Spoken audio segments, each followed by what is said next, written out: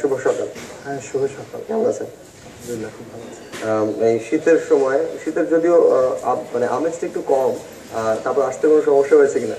না, আসছে সমস্যা বলতে আমাদের তো একটু জ্যাম থাকে, তারপরে সকালটা একটু ফ্রি ছিল, আচ্ছা, তো চলে আসতে পারছি। বাহ চমৎকার। তো আমি একটু সকালের এই সময়টা একটু জানতে চাইবো যে আপনার শৈশবের সময়গুলো কিংবা শীতের সকালের উদযাপনগুলো কেমন হতো, কিভাবে শুরু করতেন, মজার অভিজ্ঞতা আছে কিনা? ইন্টারেস্টিং একটা কোয়েশ্চেন। আমি আসলে ছোটবেলা যখন শীতের সকালটা এমনভাবে এনজয় করতাম, সেটা হচ্ছে আমার নানু তখন ছিল। আচ্ছা। শীতের পিঠা একটা বিষয় ছিল। দাদু বাড়িতে যখন যেতাম তখন শীতের পিঠা একটা বিষয় ছিল। আচ্ছা। আর সকালবেলা দেখা যেত যে মামাদের সাথে জগিং যেতাম, তাই? আচ্ছা। দৌড়াদৌড়ি হতো, কম্পিটিশনের মতো। অদ্ভুত একটা স্মৃতি ছিল। আচ্ছা, তো এখন তো ব্যস্ততার মাঝে পড়াশোনা কিংবা মিউজিক নিয়ে ব্যস্ততার মাঝে সেই জিনিসগুলো তো ফেরত পাওয়া একেবারে টাফ না, একবারে মিস করি আসলে, আসলে ওইভাবে হয় না, বাট সময়টা চেঞ্জ হওয়ার সাথে সাথে হয়তো উপলক্ষটা চেঞ্জ হয়। আচ্ছা। বাট আবেশটা রয়ে যায় আর কি। আচ্ছা, তো তারপর আমরা যদি এখন জানতে চাই যে এই মুহূর্তে যদি ফিরে পেতে চান শৈশবের কোনো একটা মুহূর্ত, সেটা হতে পারে সবাই মিলে বসে আড্ডা, রোদ পোহানো, পিঠাপুলি খাওয়া, কোন মুহূর্তটা আপনি ফেরত চাইবেন? কোন মুহূর্তটা, সেটা হচ্ছে যে আমরা সকালবেলা র্যাকেট খেলতাম। আচ্ছা। আচ্ছা। তো র্যাকেট খেলার আগে আমরা একটু এনার্জেটিক হওয়ার জন্য একটু আগুন পোহাতাম আর কি। আচ্ছা, একদম সবাই মিলে। হ্যাঁ, পাতা টাতা দিয়ে সবকিছু একসাথে আগুন পোহাতাম, তারপর র্যাকেট খেলা শুরু করতাম আর কি। আচ্ছা। ওই মুহূর্তটা এখন খুব মিস করি। আচ্ছা, এখন দেশের বাইরে আছি, তো ওই জিনিসটা আরো বেশি মিস করি। আচ্ছা, তো দেশের বাইরে আছেন এখন, পড়াশোনার জন্য আপনি ইউএসএতে গিয়েছেন, তো কোন সাবজেক্টের উপর পড়াশোনা করছেন এখন? আমি লাস্ট 8 মান্থস ধরে আছি, আমেরিকায় আছি। আমি পড়াশোনা করছি international media science and technology ম্যানেজমেন্টের উপর। আপনার ট্র্যাকটার কথা যদি জানি, আমি যদি ভুল না করে থাকি, আপনি গ্রাজুয়েশন করেছেন ইংলিশ লিটারেচার, তো মিউজিকে আসা কিভাবে, ইনভলভমেন্টটা কিভাবে? মিউজিকে আসাটা তো আমার ছোটবেলা থেকেই, মিউজিকের ব্যাপারটা আমার সাথেই ছিল সবসময়। আর আমার এখনকার সাবজেক্ট যেটা, আমি media science in technology management, এটাতে কমপ্লিটলি একটা প্যাকেজফুল একটা প্রোগ্রাম। এটাতে আমি ইভেন্ট ম্যানেজমেন্ট থেকে নিয়ে মিউজিক্যাল বিষয়, তারপরে ফিল্ম মেকিং, সব কিছু আছে আর কি এর মধ্যে। আচ্ছা, মানে বেসিক জিনিসগুলো এখানে সবগুলো আছে ওখানে। আর ইংলিশ লিটারেচার আমাকে অনেক হেল্প করেছে অনেক কিছুর ক্ষেত্রে। আচ্ছা। যেহেতু সাহিত্য, ইংলিশ সাহিত্য, তো এক্ষেত্রে আমাকে গান লেখা, আচ্ছা, সাহিত্য চর্চার বিষয়গুলো আমাকে কাজ করেছে অনেক বেশি। আচ্ছা, তো আপনার লেখালেখির অভ্যেস কি এখন আছে? হ্যাঁ, লেখালেখি আমি করি, ছোটবেলা থেকে অনেক বেশি ছিল। আসলে আমার মিউজিকে আসার আগে আমার লেখালেখিটা শুরু হয়েছে আমার লাইফে। আচ্ছা, তো এটা আমার ছোটবেলা থেকেই ছিল। তো আপনার ফার্স্ট অ্যালবাম নিয়ে একটু কথা বলি, সেকেন্ড অ্যালবামের কাজ হয়তো চলছে, ফার্স্ট অ্যালবাম নিয়ে যদি ফার্স্টে কথা বলি যে সেটা নিয়ে আপনার হয় না যে প্রত্যেকের কিছু এক্সপেকটেশন থাকে, কিছু ড্রিম থাকে, ড্রিম ওয়ার্ক থাকে ফার্স্ট কাজটা নিয়ে, তো আপনার কি মনে হয় যে আপনি যেরকম আপনার ইচ্ছে ছিল যে এই ধরনের কাজ করবো ফার্স্ট অ্যালবামে, সেই রিকোয়ারমেন্টগুলো আপনি নিজে ফুলফিল করেছেন কিনা, বা ফিডব্যাকটা কেমন পেয়েছেন? আসলে that was my very experimental ছিল যে আমি অ্যালবামটা, আমি মিডিয়াতে কাজ করার বিষয়টা, সব কিছু মিডিয়া। সো সেন্সিটিভ এই ক্ষেত্রে বলছি, কারণ অনেক সময় নিয়ে আমি কাজ করেছি, প্রায় 2.5 বছর, 2.5 বছর কাজ করেছি। আর ওই মুহূর্তটাতে মিউজিকের অবস্থা দেশে খুব খারাপ একটা অবস্থা, ডাউনলোডিং চলছে দেদারসে। আচ্ছা। অন্য দিক থেকে হচ্ছে পলিটিক্যাল একটা বিষয় আছেই তো। আচ্ছা।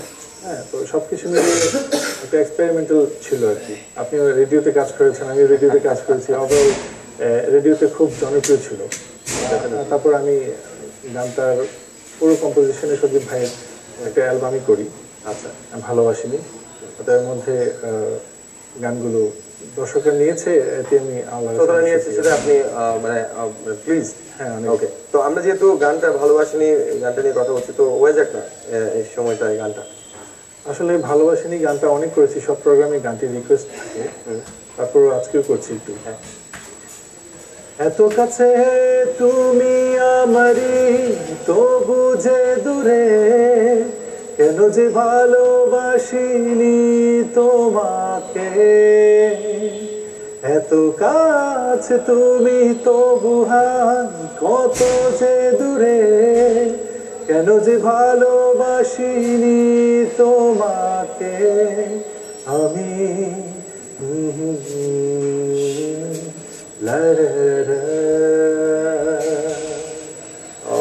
Thank you very much, thanks a lot যে এই সময়টায় এই গানটা আপনি আমাদেরকে শোনালেন। তো আপনার সেকেন্ড সলো নিয়ে একটু কথা শুনতে চাই যে পড়াশোনা, তারপর বাইরে আছেন, সবকিছু মিলিয়ে কতটুকু সময় দিতে পারছেন এখন মিউজিকে? পড়াশোনা আমি পড়াশোনার জন্য স্কলারশিপে গিয়েছি ওখানে। আমি ওখানে জব করছি। আর ওইখানে তো আমাদের কাজ করতে হয় একেবারে। আমাদের ফ্রম দ্য বিগিনিং মর্নিং থেকে আমাদের কাজ শুরু হয়ে যায়। অফিস ওয়ার্ক, দেন অফিসের পর যে সময়টুকু পাই। আমার একটা ব্যান্ড আছে, আমি তো বলিনি। আমার রিসেন্টলি আমি একটা ব্যান্ড ফর্ম করেছি। আচ্ছা, আমার ব্যান্ডের নাম হচ্ছে রানার। আচ্ছা, রানার। হ্যাঁ, রানার। তো ব্যান্ডটি আমি খুব রিসেন্টলি করেছি। আমাদের এর মধ্যে কয়েকটি শো করেছি ক্যালিফোর্নিয়া এবং ফ্লোরিডাতে। আচ্ছা, তো বেশ অনেক রেসপন্স পেয়েছি সবার কাছ থেকে। ইনশাল্লাহ আমরা জানুয়ারি থেকে আমাদের প্রচার মাধ্যমটা শুরু করার ইচ্ছে আমাদের। তো ইনশাল্লাহ আমি খুব সোন আবার ব্যাক করবো। বেসিক্যালি আমার আম্মু অসুস্থ, আজকে প্রায় 24 দিন ধরে বার্ডেনে আছেন। আমি এই ফাঁকে একটু আমার সব লিসেনার্স এবং দেশবাসীর কাছে আম্মুর জন্য দোয়া চাচ্ছি, আপনার আম্মুর জন্য দোয়া করবেন। আচ্ছা, আমরা সবাই প্রার্থনা করছি যে তিনি খুব সহসা যেন সুস্থ উঠেন, এবং আপনার কাছেও থাকবে যে হয় না যে ডাক্তার পরামর্শটা সবসময় মেনটেন করতে হয়, আমরা ঠিক হলো তো সেই ব্যাপারটা একটু খেয়াল রাখি। আমরা বাকি কথা শুনবো, তবে একটা ছোট্ট বিরতির পর ফিরে আসে। দর্শক, আমাদের আমন্ত্রিত অতিথির অসম্পূর্ণ কথাগুলো সম্পূর্ণভাবে শুনবো, তবে একটা ছোট্ট বিরতির পর ফিরে আসে।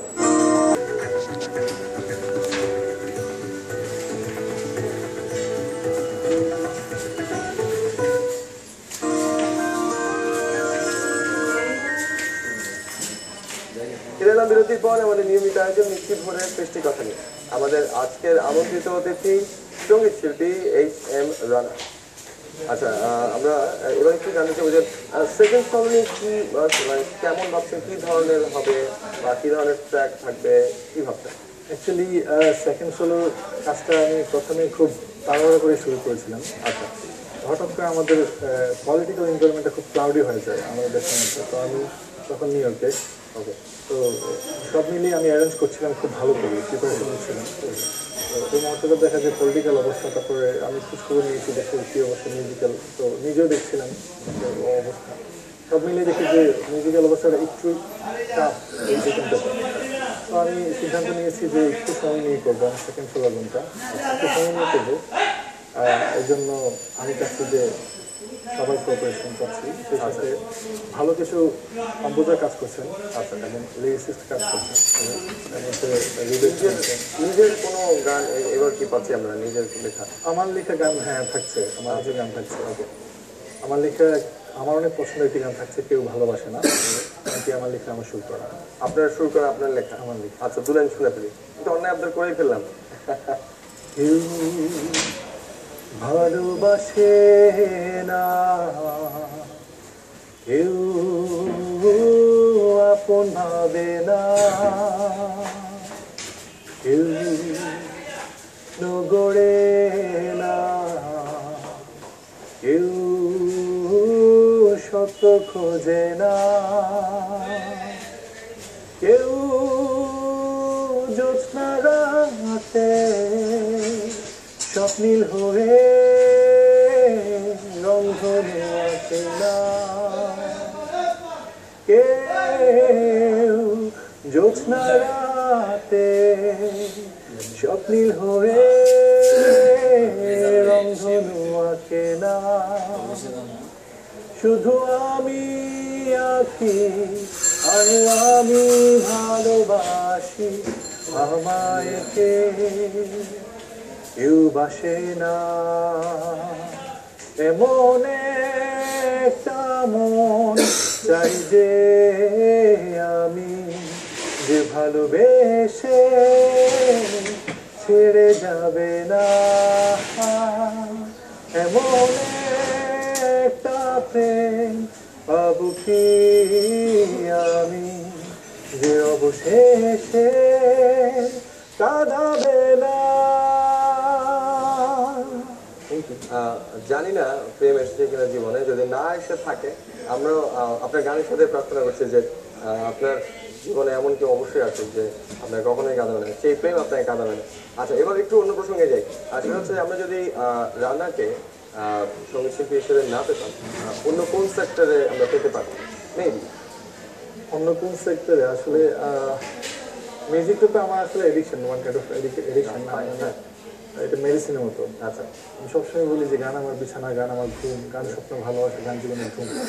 তো মিউজিকটা আসলে আমাকে সবসময় উদ্দীপনা, উৎসাহ, আমাকে কাজ করার মধ্যে যে একটা স্পিড, সবসময় এটা আমাকে মিউজিক আসলে দেয়। আচ্ছা আদারওয়াইজ আমার সবসময় ইচ্ছে ছিল যে সাকসেসফুল পারসন আমি কর্পোরেট জব করবো, আর সবসময় ইচ্ছে ছিল। এবং ফাইনালি আমি আল্লাহ পাক আমার সেই কথাটা, আমার মনে ইচ্ছেটা পূরণ করেছেন। আচ্ছা আমি নিউইয়র্কে খুব ভালো একটা কোম্পানিতে জব করছি। আচ্ছা তাই তো ওভারঅল আমি স্বপ্ন জয়ের পথে বাকিটা দেখা যায়। তো সেই ক্ষেত্রে আমি মানে কথার সাথে লিঙ্ক করে আমি জানতে চাইছি যে সেই এক্সপিরিয়েন্সটা নিয়ে বাংলাদেশে আসবেন যখন, তখন মিউজিক ইন্ডাস্ট্রির পাশে কি পাশাপাশি কি আপনি কর্পোরেট কোনো জায়গায় যাওয়ার চিন্তা ভাবনা আছে কাজ করেন? হ্যাঁ, অবশ্যই চিন্তা ভাবনা আছে। আমি আসলে মিউজিকটা কমপ্লিটলি প্রফেশনাল হিসেবে নিতে চাই না। আচ্ছা পাশাপাশি রাখতে চাই, আমার জবের পাশাপাশি। আচ্ছা মানে শখের জায়গাটা শখের জায়গায় থাকুক, আর হচ্ছে মিউজিক ছাড়া থাকতে পারবো না, থাকা সম্ভব না।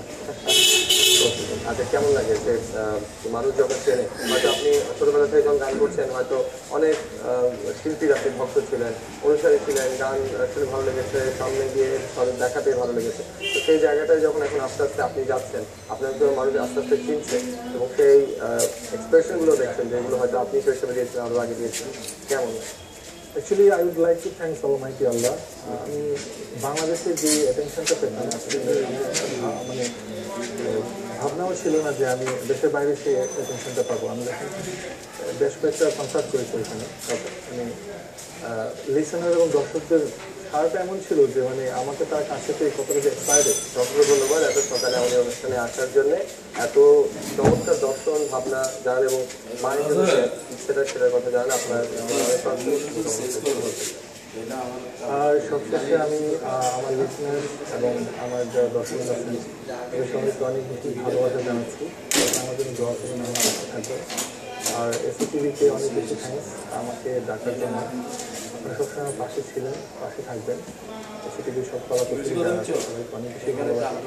দর্শক ছিল আমাদের আজকের আমন্ত্রিত অতিথির সাথে নিশ্চিত ধরে সৃষ্টিশীল কিছু কথোপকথন। নিশ্চয়ই কথা বলতে কারোর সাথে একই সময়। ভালো থাকবেন।